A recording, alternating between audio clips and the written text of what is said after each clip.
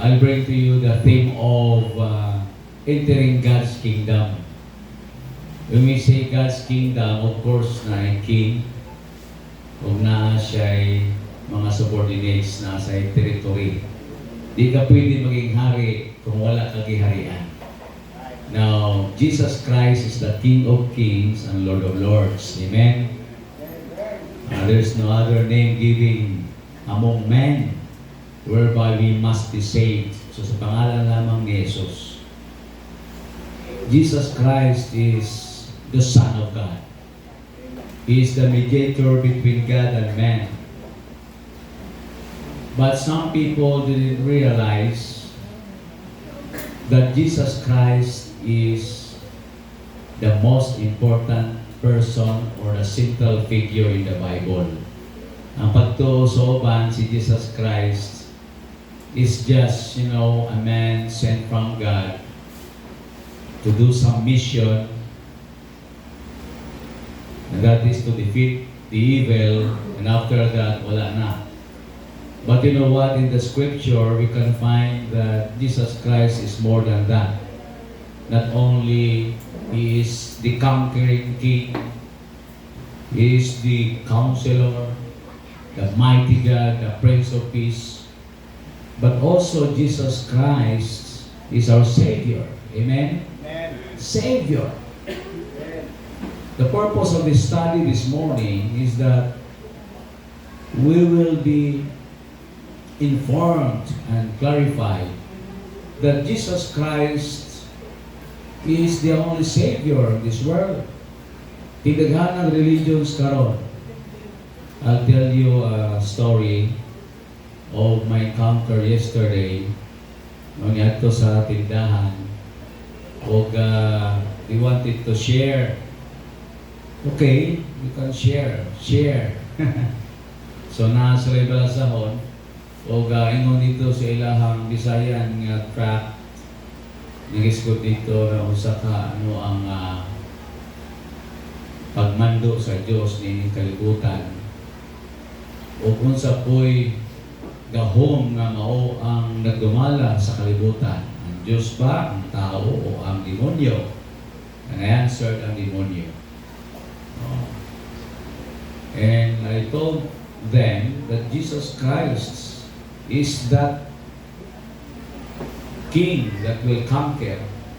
Yeah, they answered right, And I began telling them about Jesus, who is the Savior of the world. And as our conversation goes, mao ni ang itabo. Ang ilang pagsabot mao ni nga mangandam ta kay ang gingharian sa Dios moabot. Pindihon ang gingharian sa Yawa, which is the small God of this world. And we will live in this earth. Maura gid na. Niya, ang pangutana, paano mo ma-sure na ikaw makasulod ka ng gingharian? Ngayon to ba, sa isa diay, tubag sa isa, kailangan musangyaw ta kung musulod siya masugo.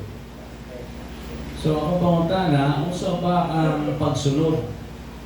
Since kita makasasala tanan o kita makasala, makasiguro ba ta na masunod nato tanan? Ang isa ng tubag, dili. So saan nato nilod? Kay di man ta makasunod di ay pinagi sa ato pagbuhat o pagsunod. Niya, bayan sa pagsangyaw, kita na sure na ba na kita luwas na. May kaluwasan man ang inasangyaw kay mabutay ang manluluwas nga mo hari ni kalibutan sila dili padaw. Ila pang panikamutan. Now, I began sharing to them these two things that I want to show to you this morning regarding on how to enter God's kingdom. Paano makasulod sa ganglian sa Diyos?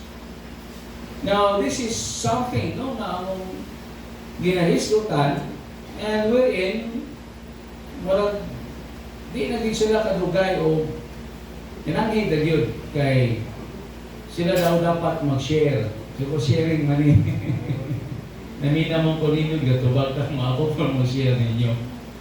And I share to them the gospel.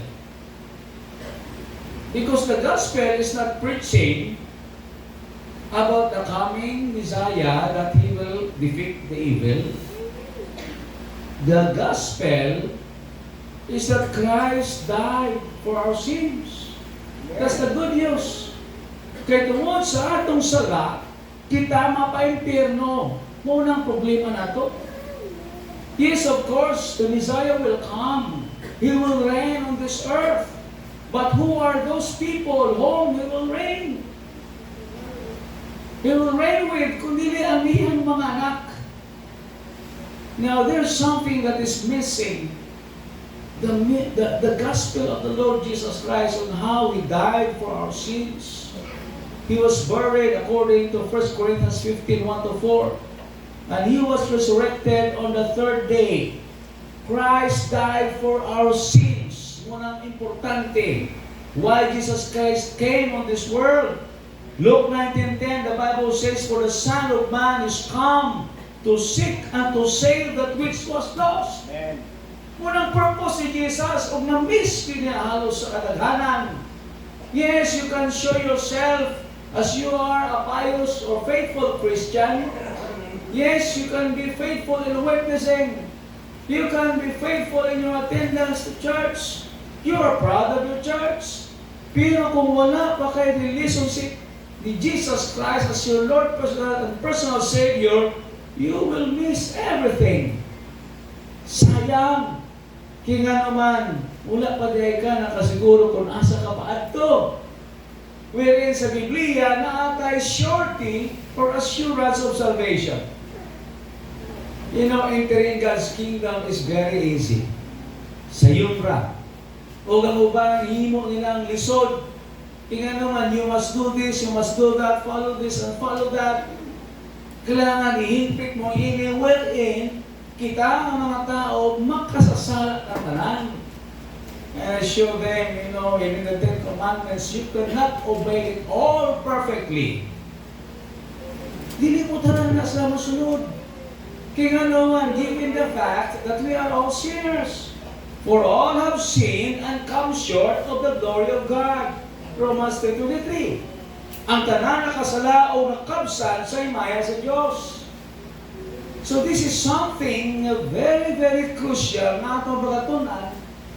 Kaya basi na payuban sa tuang, nawa pa na sure siyang kaluwasan o wala sayon kung paano makasulod sa lingharian sa Diyos. You know, the kingdom of God is where God is. Right? Ang heaven is Uranus, in Greek meaning, the abode of God. Hell is a place of torment. I talk to them, they don't believe in hell, na daw place of torment ang ila, kanang lugnanan lang. Graveyard. And I share to them, no. In Luke 9:10, you can read that there is the account of the rich man and Lazarus. Si Lazarus na sa paraiso sa sabakan ni Abraham. Nag-enjoy. Si rich man na sa hell. He is being tormented day and night. Huwag na, impyerno. But some are saying, no, walay daw impyerno. You know, this world will be burned with fire according to Peter. So, tinadiri daw tanan yung masunog. You see, why? Because these people are being what? Brainwashed by their own dogmas. Kana bitaw ilang simbahan may sarili silang tinuduan. Nga di na kailangan na mutuki ka Biblia o sakto nimong pasabot, kundi kuno sa sulti silang mga ministro, ilang mga leaders or pastors, mo nang na-program silang una-una, mo lang ilang i-share, nga maski sila, wala sila kabalo, nga sila siguro, nga sila maluwas. O pipila lang daw, pinili lang ang maluwas. And I showed them the 144,000 in the book of Revelation. It just referred to what? To the 12 tribes of Israel. 12,000 times 12, 144,000. So muna siyang giingon sa Bible. Now, the population of this world, I told them, is 7 billion na ta, sobra. O mag-agaw ta diha sa 144,000, niya ka mo, pinanamo ka mo, sa inyong grupo, sa inyong milyon, kitaganan na, di ba? I told them, God loves all people. He wants all people to be saved. Amen. Ang tanan, maluwas. And it's sad. Why I keep on sharing to them verses upon verses, principles upon principles from the Word of God. Naluoy ko ba? Kaya naman, these people are so sincere. Sincero kayo. Under the heat of the sun, init kayo. Saturday is supposed to be the day of washing. Sa mga nagtatrabaho, Monday to Friday. A day wherein you can spend time with your family. But here they are what? Sacrificing themselves under the intense heat of the sun. Ikapoy, and then they knock on doors. Ayaw, hindi ko mag-istorya, mag-share. But they are sharing what they don't have. Pwede ba ka mo-share sa butang na wala mong angkon? Kung maligyan kang sabon, masisimple lang, yawa mo na taste. Kung nung sound effective dis-ani. Huwag mo na suliyan ba? May mo taritaw nga sama ni David, see and taste and see that the Lord is good. Blessed is the man who trusts in Him. Dapat na-experience ni mo. And these people, maluoy ka, kaya nga naman, they have this what? Form of godliness, but denying the power thereof. This is what Paul is saying when he was Saul before. So niya, sa una ay, do you believe na akong gisaligan tinod gayon na Diyos? Ki-persecute na ako mga Kristohanon. I was there when Stephen was put to death. I give consent. Ako naghatag kong patnugot na siya mapatay by stoning. Usutin niya na sayop ko. Ingano man, diriday mao ang Diyos ng akong yalagaran. Ang tinuod ay nga Diyos mauni na si Jesus. Si Jesus na mo namatay sa cross, na lubong nagbanhaw, na nagpakita ka na ko dito sa dalan sa Damasco. And this is Jesus. My brethren, friends, let us be reminded na si Jesus Christ, mao lamang ang solusyon sa atong problema sa sala. It's not religion nor good works. Dili na ang ginuhatan sa tao mao makahugas sa atong mga sala. In Hebrews 9:22, the Bible says, in almost all things, it was being purged or cleansed by blood, but without the shedding of blood, there is no remission of sins. Remission means forgiveness. Dugo na yun ni Kristo Jesus. I tell you, dugo na yun ni Kristo Jesus. Kung sa'y maligtan nato ba? Kung sabay nakapahugas sa ato ng mga sala. Ang ato bang kahulingon nga pagka-maayo, pagkabuutan pa nato, mao ang pamaagi, pagka-reliyoso ba nato, pagsunod ba nato sa sugo? No! Christ gave His life as a ransom for all. He took our place. He was our substitute. Kita ang makasasala and we are worthy to be crucified. Pero pinagi siya na kung gugma. Romans 5:8, but God showed His love toward us, commendeth, manifested, in that while we were yet sinners, Christ died for us. Amen. Masamtang makasasala pa ta, si Jesus namatay para ka nato. What's in the death of Christ? It is His blood. 1 John 1:7. And the blood of Jesus Christ, His Son, cleanseth us from all sin. What hinders us to enter the kingdom of God or heaven is our sins. Natong sala. But God loves all the people of the world that He gave His only begotten Son, Jesus Christ. Na naman, siya ang katagbawan sa amahan. Kita ang mga makasasala, magiging accepted tayo in the sight of the Father. Why? Because we are being cleansed by the blood of His Son. Limpyuhan ta. Pasayloon ta sa atong mga sala. Forgiveness means to release the pain. Kita ma-pronounce as not guilty. Not guilty. Have you been in the court? No, ang judge, di ba, mo-pronounce as guilty or not guilty? Those people who gi-pronouncean of guilty, subok ni kayo. But those who are not guilty, they are so happy. They are acquainted. Kita nga mga anak sa Diyos, sadyan gidawat nato siya nga atong Lord and personal Savior after repentance. In John 1:12, the Bible says, but as many as received Him, Jesus Christ, He gave the power, authority, or right to become the sons of God. Ibuhat at anak sa Diyos. Praise God. Anak ta sa Ginoo. Kaya sa Biblia, even to them that believes on His name. Muna siyang paagi sa kaluwasan. Muna ang saktong ebanghelyo. Muna yung ni Pablo, if any man among you preach another's gospel, let him be accursed or anathema. Matunglo siya. Mas gigikan pa na siya sa langit, kung nagdagway pa sa anghel, ayaw tuohin. Because there's only one gospel. There's only one gospel. How to enter God's kingdom, I will show you two things from the Word of God. The first one is man needs to be born again. Entering into God's kingdom is very simple, as I have told you. As what the Scripture is saying. John chapter 3 verse 3, open your Bible with me. Jesus said to Nicodemus, that which ye have seen and heard and declare unto you, that ye also may have fellowship with us. John chapter 3. Jesus answered and said unto him, verily, verily, I say unto thee, except a man be born again, he cannot see the kingdom of God. Except a man be born again, he cannot enter or cannot see or enter the kingdom of God. You can also read that in verse 5. See and enter. Dili sa mga kaplag, dili sa mga kasulod sa kagarihan sa Diyos. Born again is not the religion. Born again is the process. Wherein you are being born again in the Spirit. Dili sa born again Christian ka, mayroon ka, ako'y born again, mga grupo. Yes, itawag ka ng born again Christian sa diyang ikaw tinuod, ginako sa Diyos. But born again what? In the Spirit. Nicodemus was perplexed. Nalibog siya. He was so confused. Ingon niya, how can it be? I'm already old. Shall I enter again into my mother's womb? So, kini Jesus Christ, lahi ang sa tubig, lahi sa Espiritu. Paano na siya? It's like the air. Look at the earthquake.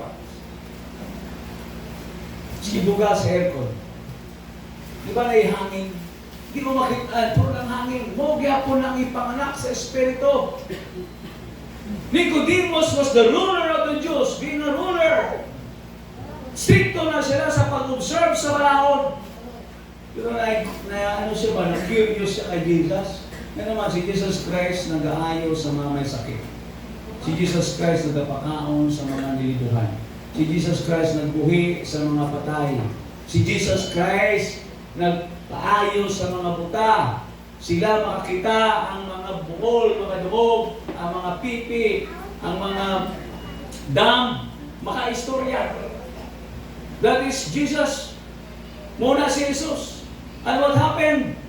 Makita nato din si Jesus Christ, He answered. So niya, except a man be born again. Pagpasabot ni Nicodemus, I know who you are. I know who you are. Before ka nato din kamalukugin sa ka, remember Zacchaeus? Si Zacchaeus, when he was in sycamore tree, so Jesus kay Zacchaeus, come down. Kuratan si Zacchaeus, gawa ko sa nag-metro, kabalo na si Jesus yung pangalan. You know, Jesus is God. He is a mere man. 100% God, 100% man. Mga ba may mga tao lang siya, may tao na makabuhay patay, makalakaw sa tubig. Si Jesus Christ lang. So kabaludaan siya kay Nicodemus. Si Nicodemus niya ito gabi, kaya siguro maulaw siya. Nga, maato sa kay Jesus, siyempre, dako ang iyang position, tapos mahal sa balaod, tapos nga siya sa anak, sa karpentero. Kung masaktan sa mga tauhan dito sa panahon nila, na siya yun, ginadudahan o ginainitan sa mga skriba. Makita nato sa pulong sa Diyos, Jesus Christ directly answered, verily, verily, or truly, truly, pagkatinood, sultiyan ka Nicodemus. except a man be born again, he cannot see the kingdom of God. You know, being born again, it means you are born again in the Spirit. Body, soul, and spirit are marred by sin, nalukop ng sala. Muna sa diyang atong unang ginikanan, si Adam, si Eva, nakasala sa bangan sa Diyos. Nimbulag sila, they are separated from God, for the wages of sin is death. Wages means penalty or payoff. Death means separation. Ang tao may kamatayon sa unod, muna may physical death. The soul and spirit, wala na siyang lawas, ibalik na sa Creator. Ang Creator na mo decide kung langit ka confirm. But this is what we call spiritual death. Ang gitawag natong nahimula ka sa Diyos. So when a person dies without relationship with Christ, then he will go to hell for sure. That's the reality. You know, God is love, yes. But you know, part of that love na gitawag panitive discipline. Pero ka ng disiplina sa Ginoo, sa iyong mga anak, lahit na nga pagdisiplina, paghigugma. Pero ang Ginoo, hugma siya, kabalo siya, o siya'y tama sa mali. He is also just. Kung sa mo tanan ng uban, we don't believe in hell because you know God is love. How can God do that? Nga siya gugma, you know, God is also just. Manaas, no, kita ang mga ginikanan, we know what love is. Hindi man sa tanan panahon, no? Ang atong gugma, puros lang pag ayo-ayo. Nailsay, sakit, sakit, madamtan sa mga anak na di utuman. The Bible is telling us here that Jesus Christ is one. Is the person whom Nicodemus asked on how he did those things, how he did perform miracles. You know, miracles in those times. Dili ni siya sulti, no, sa ginabuhat sa uban karon, no, na nag-cast out the demons. Makita ninyo sa YouTube o sa Facebook, social media, no, matumba, o dili na anak. You know, the miracle during the time of Jesus and the apostles, it was intended to confirm or to give support on what they are preaching. When Jesus Christ said, I am the Son of God, so those people around Him will truly witness that He is truly the Son of God. Tingnan naman, kaya niya man ubuhay at patay. Panahon sa mga apostoles, silver and gold have I none, but in the name of Jesus Christ, rise up and walk! Mabuhat nila na! Pero karong panahon, wala na tayong miracles. We believe in the answered prayer. Pero kini miracles, no, we have now the Word of God. Let them hear them. Ingon pa ni Abraham, you know, we have the prophets, paminaw na mo dito. Oh? Pupasabot na ay beses, now since the Word of God is completed in sa Biblia, those things, those gifts will cease. The gift of tongue will cease. The gift of prophecy. Manang ba, nalibog hangtod karon pag pamaminaw nila, aray mo, manag na, mutuo, ayaw na mutuan na. O, ang usap ay latest revelation gikan sa Diyos, wa na. Ikani, kahumanan ng 66 books, basa o obey. So, di sige no, dinhi, sa revelation, ang dugangan ang iyang silot. So, naanate kompleto na manual of life. All scripture is given by inspiration of God. Profitable o mapustano sa doctrine, katunduanan sa pagpandong, pagpatuto. Sigang Timothy 3:16. All scripture inspired by God. But those people are claiming, you know, last night, no, I had a dream. You know, I had this vision. So, kailangan pa sa mga saksi na magpamatuod, mga circumstances, para ma-vindicate, mapamatuod ng akong prophetic, no, mga revelation, karon tinuod. Kinsa man karon ang pangutana be, nga pangutan nimo nga tinuod ang imo ang nakit-an. Kinsa nga tao karon? Di ba wala? Kaya kung tao, maingon siya sa circumstance o mga tao, maingon po sila, paano ko na ako pamatudan po?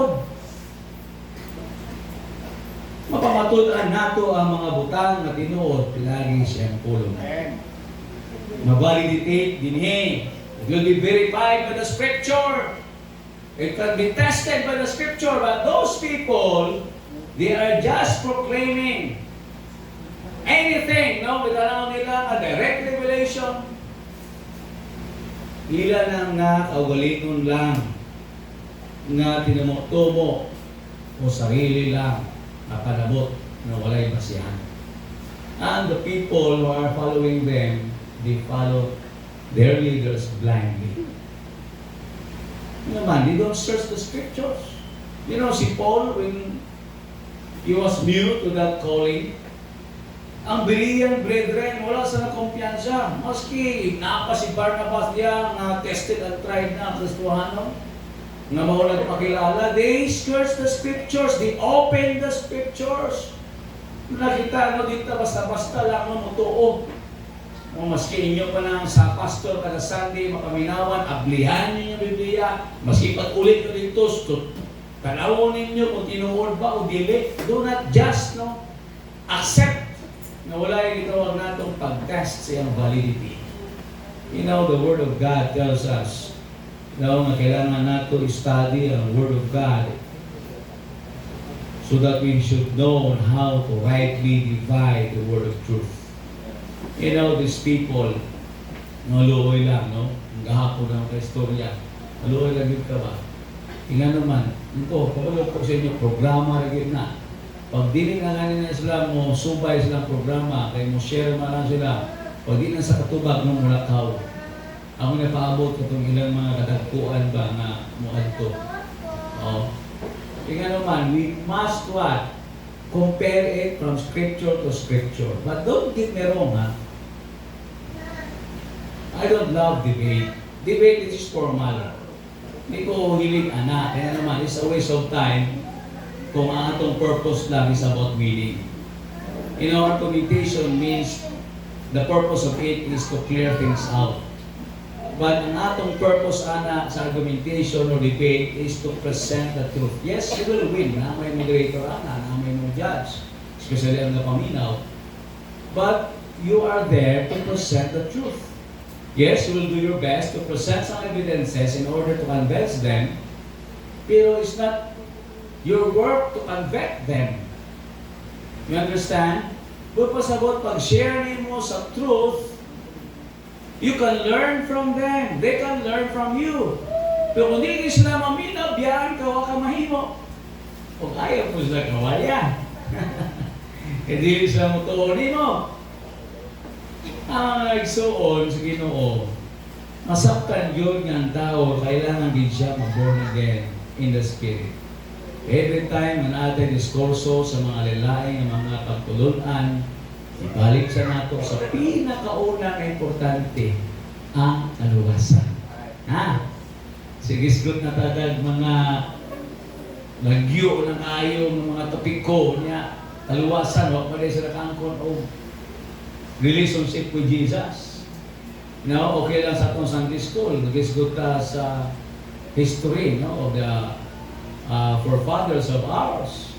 Pero given in the context, kita assumingly na kita tanan mga luwas. Amen? Amen. But for those people na wala pa nato yun na encounter, no, ang ilahang relationship with Jesus kasi na witness nato, we must win them to Christ.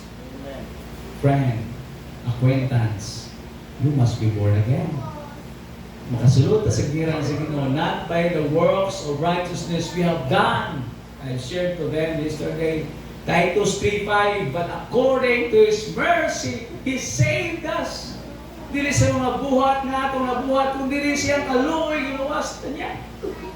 Ephesians 2:8, sa grasya kita nangaluwas. Gikaluyan na kita yung taon, kaya di nakaluwas ng liman because we are all sinners. And it is the gift of God, gasa sa Diyos, kung gasa di dapat haguan, trabahoan. Not of yourselves, not of works, lest any man should boast. Kaya may inorta ako pala simba ko, gahatag ko kanapulo sa simbahan, usok ko mo sangyaw, then I'm fitter than you are. Hindi ka makaingunana. Nga naman, we are all sinners. It's by the grace of God, kita nakaangkon sa kaluwasan.